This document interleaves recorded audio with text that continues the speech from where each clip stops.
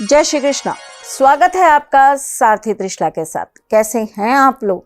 कैसे हैं घर में सब? जरूर बताइएगा। हर ग्रह का हमारे जीवन में किसी न किसी प्रकार से संबंध होता है।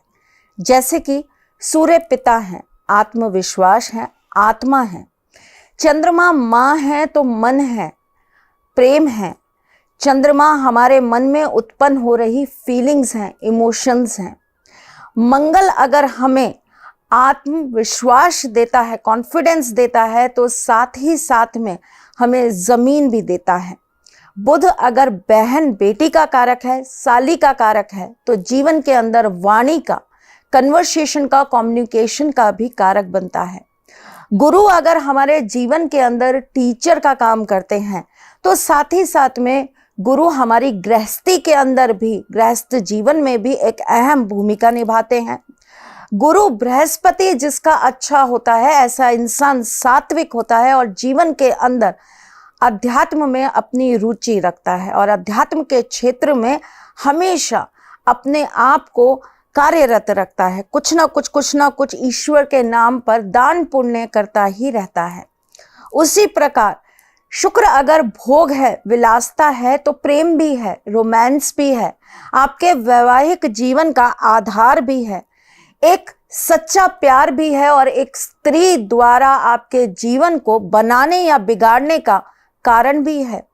इसी तरह शनि आपके जीवन में एक बहुत अच्छा दोस्त है, तो आपके लिए एक न्यायाधीश भी है। जब कभी भी आपके बुरे कर्म होंगे वो आपको दंड देगा, लेकिन अगर आपके कर्म अच्छे हुए तो वो आपके भाग्य को ना देखते हुए आपको बहुत कुछ अपनी तरफ से आशीर्वाद स्वरूप प्रदान कर देंगे। ग्रह हमारे जीवन में अनगिनत चीजों के साथ बाध्य होते हैं, फिर चाहे वो हमारे हाथ की उंगलियां हो, सिर के बाल हो, आंखें हो, नाक हो, कान हो।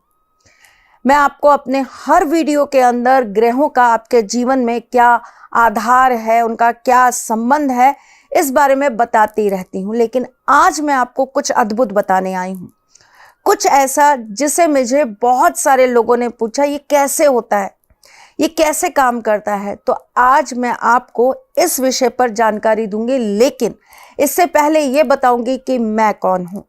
मैं आपके एस्ट्रोलॉजर हूँ, वास्तुशास्त्री हूँ, चेहरा भी पढ़ती हूँ, आवाज भी पढ़ती हूँ और हाथों की लकीरें भी पढ़ लेती हूँ। चूंकि आपकी सारथी हूँ इसीलिए आपको जीवन का सार समझाने चली आती हूँ।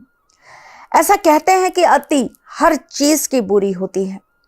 अति का मतलब होता है किसी भी चीज में जब हम बार बार उस चीज को करने के लिए पागलपन दिखा देते हैं, जुनूनियत दिखा देते हैं, तो वो हमारे राहु को एक्टिव कर देती है।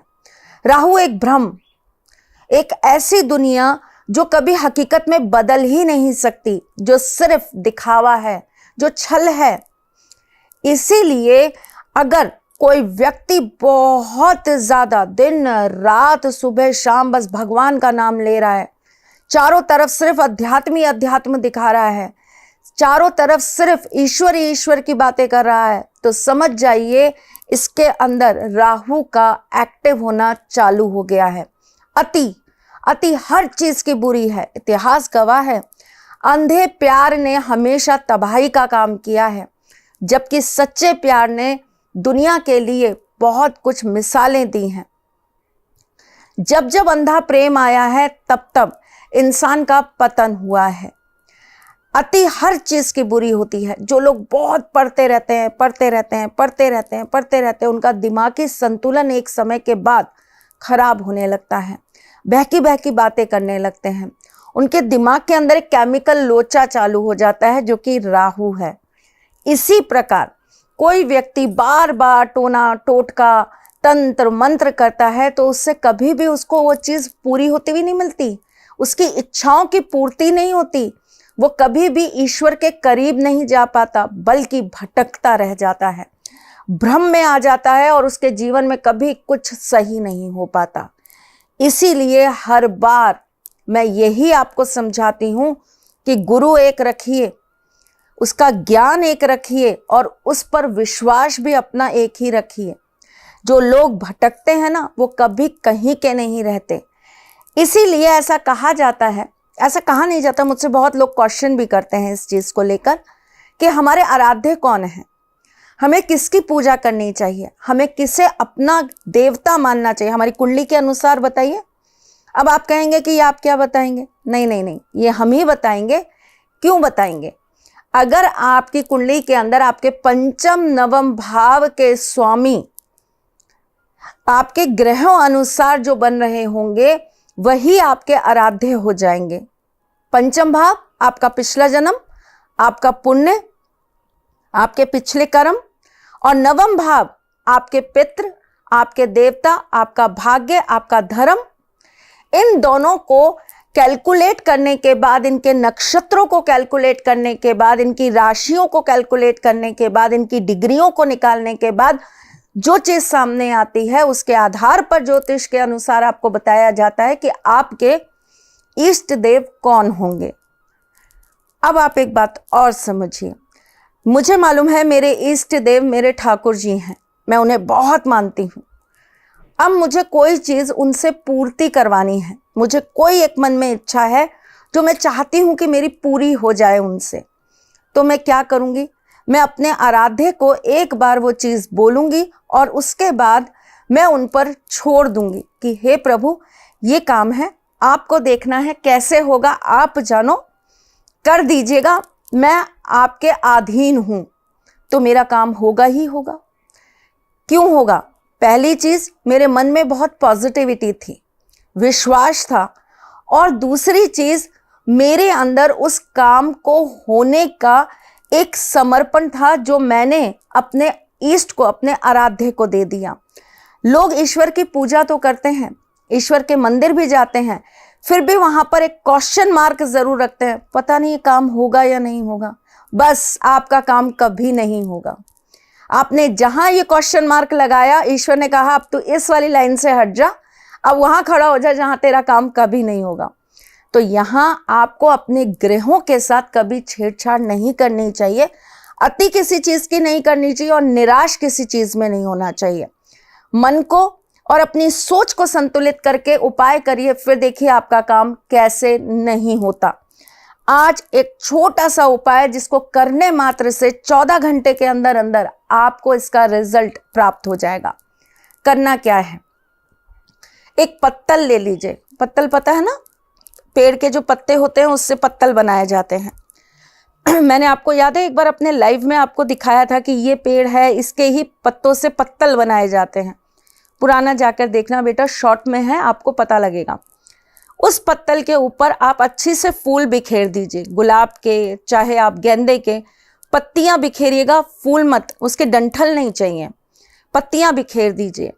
उसके ऊपर आप थोड़ा सा इत्र छिड़क दीजिए, 5 सफेद बर्फी रख दीजिए और साथ में 5 बादाम उस बर्फी के ऊपर लगा दीजिए। उस पूरे पत्तल को आप अपने घर के मंदिर के सामने रखिए या किसी भी मंदिर में जाकर ये क्रिया कर लीजिए। सामने बैठिए, वहां बैठकर मां दुर्गा का स्मरण करिए और दुर्गा चालीसा का पाठ करिए।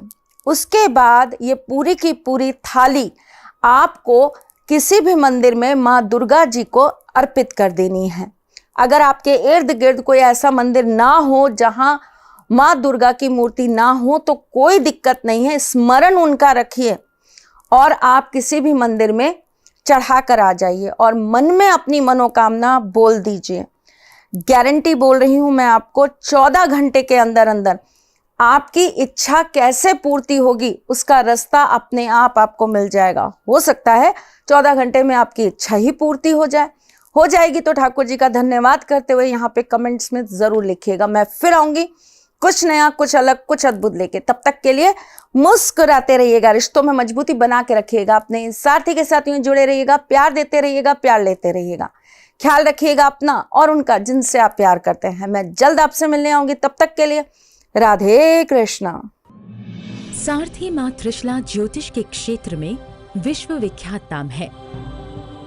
ज्योतिष शास्त्र में पीएचडी मां त्रिशला पिछले 22 वर्षों से ज्योतिष की सभी परंपरागत विधाओं के साथ साथ अनेक दुर्लभ गुण विधाओं जैसे परछाई एवं नव्स के अध्ययन से अपनी सटीक भविष्यवाणी और पूर्वानुमान के लिए विख्यात हैं। अपने उपायों द्वारा लाखों लोगों का जीवन संवार चुकी मां त्रिशला लगातार 2016 से ज्योतिष विभूषण अवार्ड प्राप्त कर रही हैं। साल 2018 में उन्हें उत्तराखंड के मुख्यमंत्री त्रिवेंद्र सिंह रावत ने ज्योतिष विभूषण अवार्ड से सम्मानित किया था और साल 2016 में उन्हें राजस्थान में बेस्ट एस्ट्रोलॉजर के अवार्ड से नवाजा जा चुका है।